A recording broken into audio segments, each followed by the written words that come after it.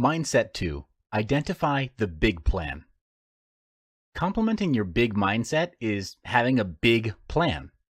Having a plan is crucial as it gives you clarity as to your priorities. To do this, on a piece of paper, write down everything you want to be, do, and have. Who do you want to be? What do you want to do? And what is it that you want to have? You may also list this down specifically for your business. Don't think, just write. Assume that money is not an issue, and if you write it down, it will be successful. So go all out for this.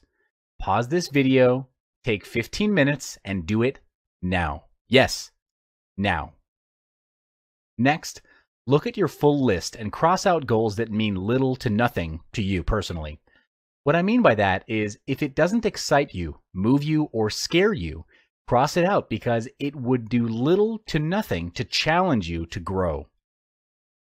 At the end of it, you have a list of goals that truly mean something to you, and these goals are completed successfully. If they're completed successfully, your growth will be a quantum leap.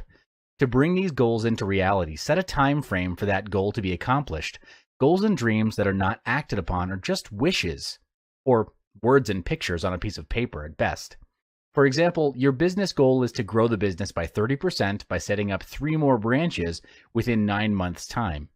This is a measurable goal that has a quantifiable growth and a time frame for it to be achieved within. It's important for all of your goals to be quantifiable so you know your measurement of success. Next part is to take massive action.